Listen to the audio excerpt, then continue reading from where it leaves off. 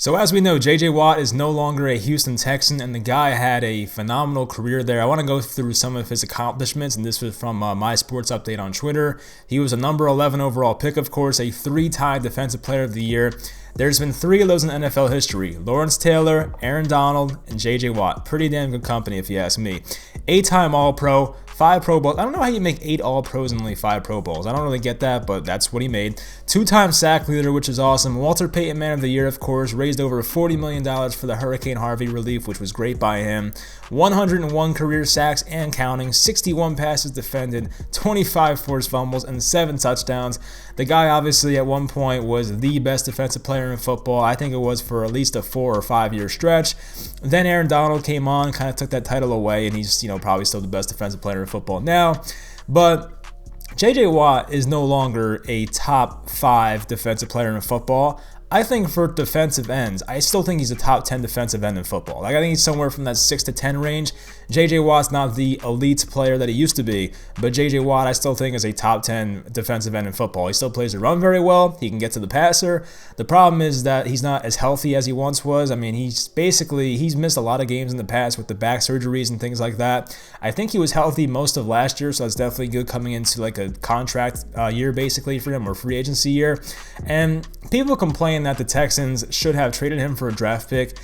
I think a lot of it is like they're just doing J.J. Watt a solid, because if they traded him to a team, he was basically forced to play there for a full season. It's not like, now he at least has the freedom to pick where he wants to play. And J.J. Watt at 31 years old, making $17 million the pandemic year, it's probably not the most appealing asset in the world. So it's not like the Texans were probably getting a first or a second, maybe even a third for J.J. Watt. So I don't know what the trade would have been, but it probably wasn't the best return in the world. So, I mean, it's basically a 1-year rental type player.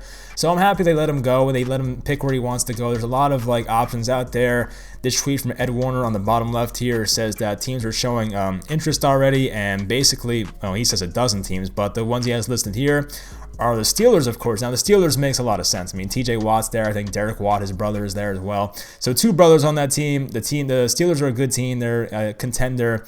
Depends how Ben Roethlisberger looks, of course, but it seems like they are a team that can definitely be a realistic option for J.J. Watt. And if I had to put money on it, I'd probably say that's where he goes right now, just based on his brothers being there. I think there's a better fit later. We'll go over that. Another one's the Browns. I mean, the Browns, I guess, would make sense. I think Olivier Vernon is a free agent who was one of their defensive ends, and I still have Myles Garrett. They still have Sheldon Richardson. So they have a good team over there on the defensive line, a young secondary. Linebackers aren't too great, but at the same time, the Browns could make their defense a lot better if J.J. Watt comes in there and plays at a high level. So I could see that one happening. And the Browns, they just came off an 11-5 season. They almost went to the AFC Championship game, so I guess they are technically a contender. For the Bills, this is the one I think makes the most sense. I mean, I think the Bills, they already have Jerry Hughes. They have Ed Oliver at defensive tackle, who kind of been a disappointment so far.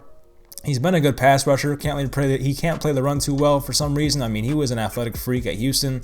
I was a big Ed Oliver fan. I don't know why he has not worked out yet, but hopefully in year 3 he gets better. I think Starla Tuieli's coming back from the COVID list. They have AJ Epinesa. They have a lot of guys on that defensive line that are good players.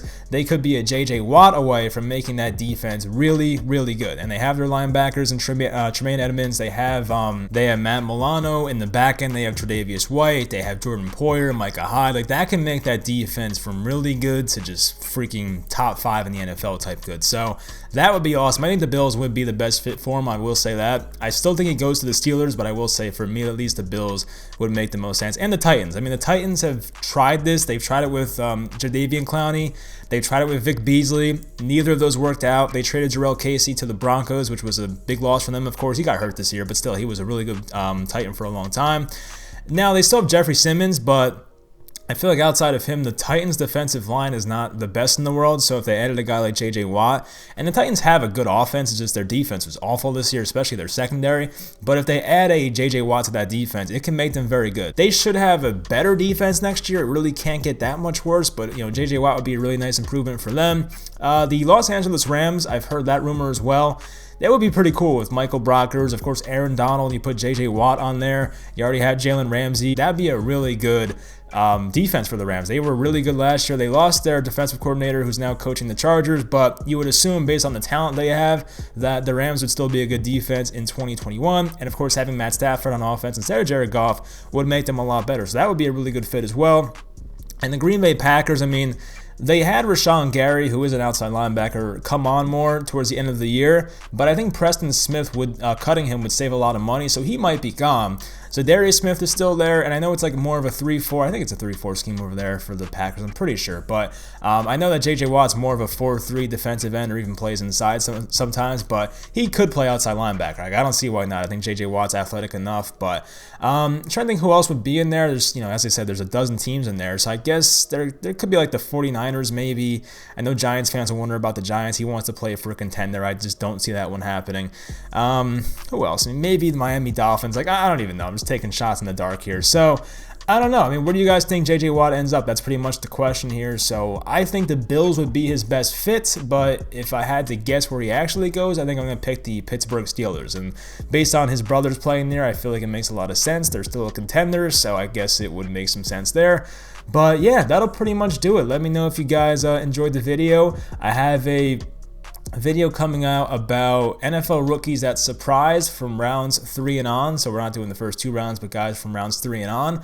And I also have a video about Drew Lock coming out soon and why the Broncos are in love with Drew Lock apparently. And of course the Carson Wentz video I just released. Hopefully you guys enjoyed that one as well. But leave a like if you enjoyed, subscribe as well, and I'll talk to you guys next time.